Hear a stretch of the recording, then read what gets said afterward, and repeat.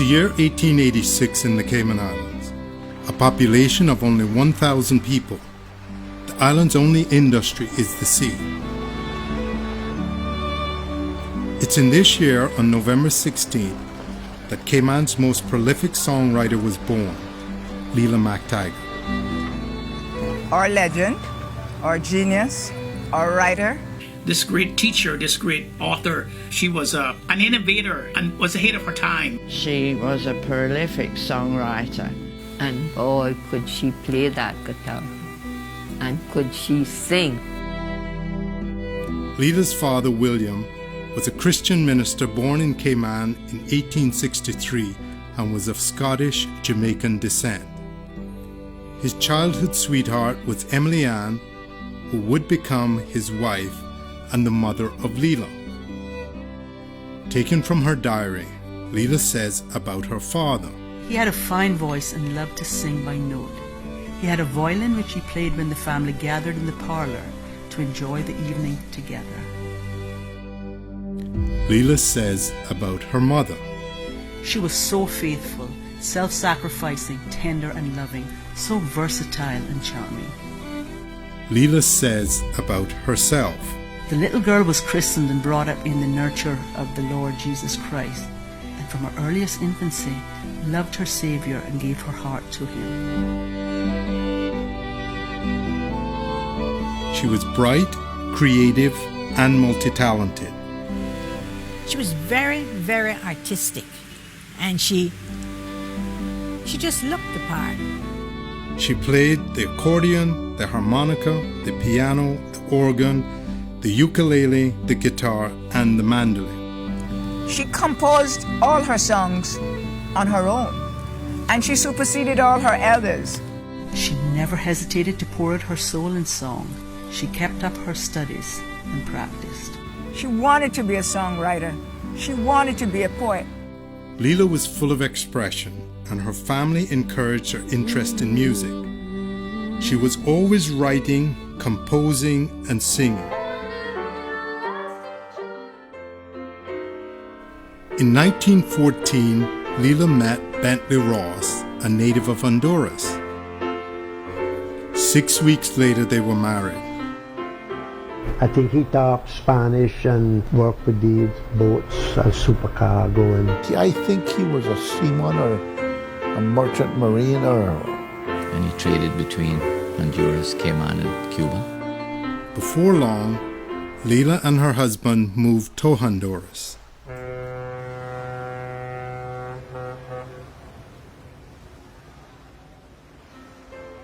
After 7 months, she returned to Cayman. On November the 12th, her baby girl was born, a beautiful child who everyone loved and admired. A few years later, Leila had another child, this time a boy. It's said that it was during this time period that she wrote the classic song Beloved Isle Cayman. It was in 1932, before the hurricane hit Cayman, that she wrote the Cayman national song, Beloved Isle Cayman. Bentley was very proud of it and had it copyrighted in Washington. They were simply glad of its popularity and sent it to various radio stations where it was put on their programs. Copies were sent to the schools and the children were taught to sing it. A hauntingly beautiful song, it would one day become the national song of the Cayman Islands.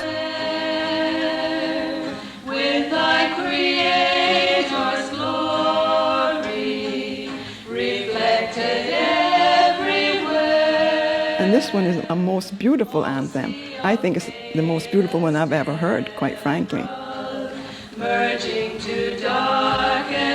The words and music tell us a lot about Miss Leila's persona, with her Creator's glory reflected everywhere. In other words, she saw God in everything when she looked around the island. The breezes, the ocean, the birds, everything. She saw God in them. You read her poems and all you can see is her view of things as being beautiful. Yeah.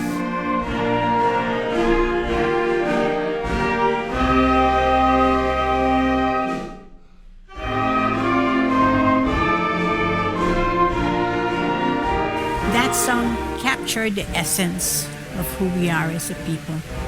It's home. That's what it all boils down to.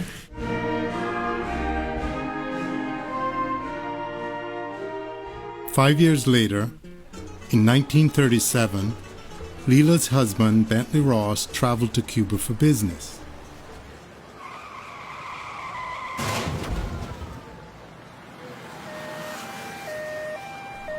On the night of Christmas Eve, Bentley was tragically killed in a car accident. Only 39 years old and a mother of two, Leila was now a widow. And the heavy clouds of grief enveloped Leila, and it seemed she would go under. God in His wonderful love sent her a dream or a vision in the early hours one morning.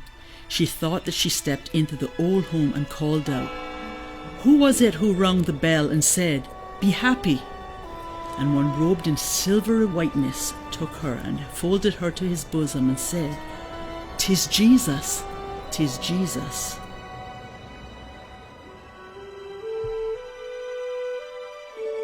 She awoke and put her house in order, and from that day determined to make home happy and comfortable for her children. Leila moved back permanently to the Cayman Islands. She settled back into Georgetown and got involved in the community. I lived in town there, and I went to work in with a lady, Leila Ross. I worked with her in the kitchen. A multi-talented woman, she eventually became the head librarian of the Georgetown Library. In a time when education was not valued and young men were expected to go to sea and send money home, Leila freely shared knowledge with those around her. Reading was my thing. And of course, that didn't go down well. And so I took refuge in the library. And that is when I met Miss Leila Ross. Remember, Cayman was a segregated society. And for a white woman, taking interest in a colored boy from Mayor Street was extraordinary. Well, I first met Miss Leila when I was 12 years old. I came to Georgetown to go to Cayman High School. And she came in, she looked out of the window, and I always remember the expression on her face. And she looked out of the window and she says, "Hey, dearie, you're new? This is the library." I said, "Yes, ma'am." And she says, "You see all of these books here?" I said, "Yes, ma'am." She says, "I can lend them to you, and you can read them all." Every time we went to the library, she showed us what to read. Day after day, month after month, year after year.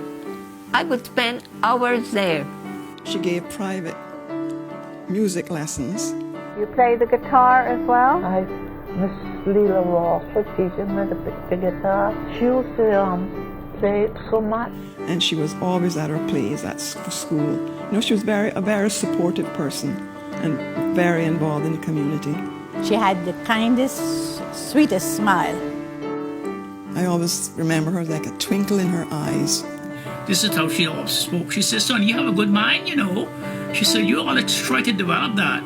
She was a friendly person. And she was real. She wasn't make-believe. Her presence was felt in the community because she was involved in pretty much every aspect of our lives. She was a big person.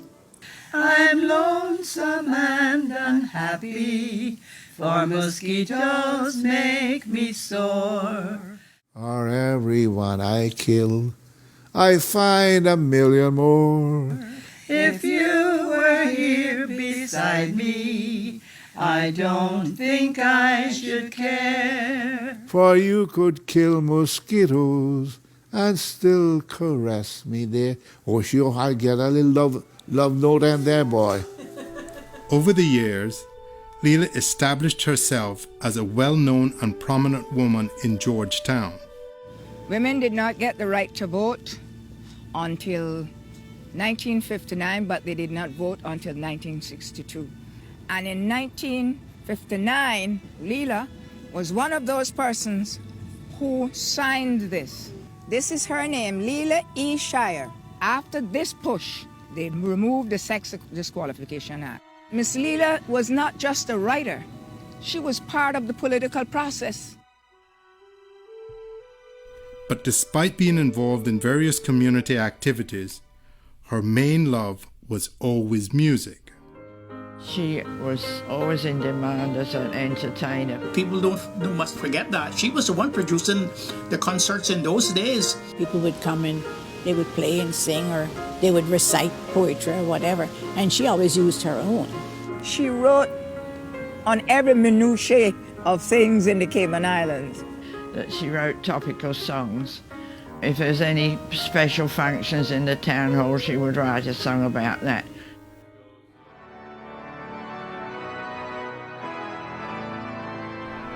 A dedicated Christian, Leila was a member of the Presbyterian Church her whole life.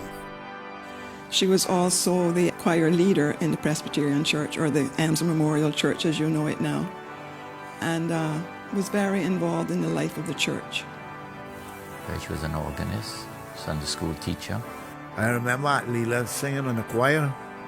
When she wasn't pounding on the organ, she was up there singing. Really, her whole life was around church. She never missed church. Always dressed up with her jewelry and her lipstick, and always beautiful. She had beautiful curly hair. Time went on, and Leila got older. During this late period in her life, she would find love again. When Samuel Shier, a Canadian who also had lost his dear partner and was lonely as she, met her, it seemed as if it was ordained so, and they were married. That's how he used to laugh. Carried a cane, a black cane, bushy mustache. You remember it was just after the war of all those calamities, so she was able to sit quietly in the library here. I came as a visitor. And that's how he met her. I guess he spent a lot of time visiting with her. And he hooked it up with Aunt Leila, boy. Loving to bloom. Her dear husband claimed that she made life sweet, musical, peaceful and happy by her companionship and devotion. He certainly did really well for grandmother. She dearly loved him. They seemed to have had a fantastic marriage. Oh yeah, they had a good life together. And they loved each other. And of course, when she married Mr. Shier, he took her on trips, took her up to Canada. I travelled a lot, and she always wanted to come back to Cayman. Then, tragedy would strike again. Mr. Shier would die while going for his evening swim. His last words to me, "I am going for a swim in Coral Bay. I'll be back soon, dear." He was brought back at 9:30 in his coffin, and all my soul was torn within me, gone without a goodbye in the best of health.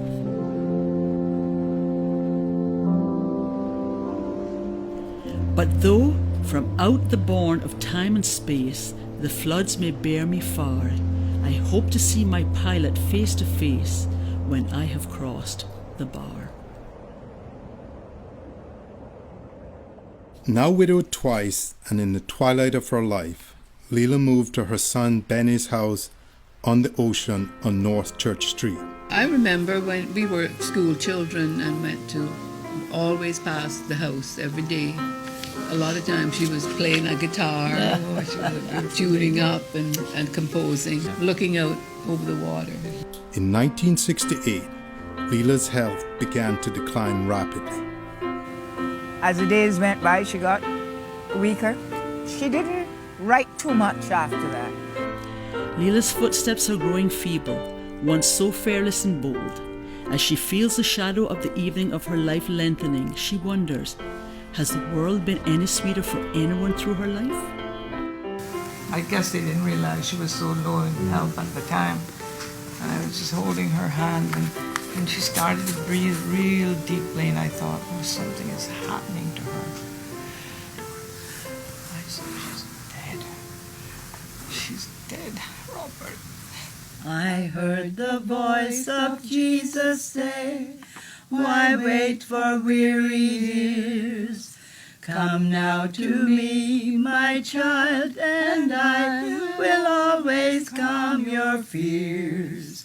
I came to Jesus in my glad and happy, glorious youth. I found in him a lasting joy, a well of life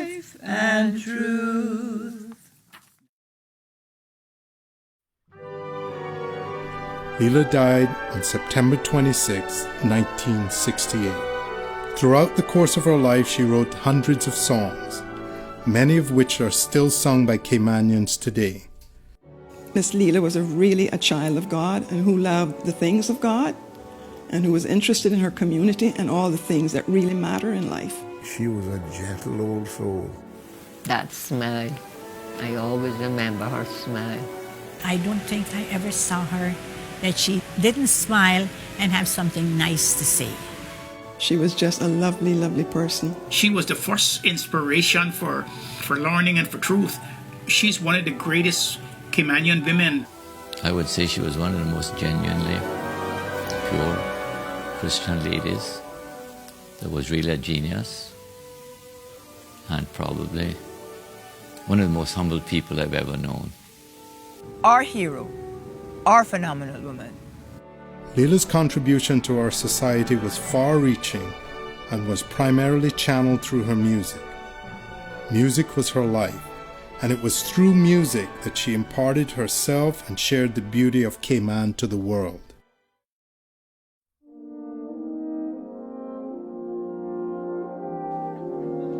In 2016, Leila's granddaughter Lisa arranged for a symphony orchestra to perform and record Leila's classic song, Beloved Isle Cayman.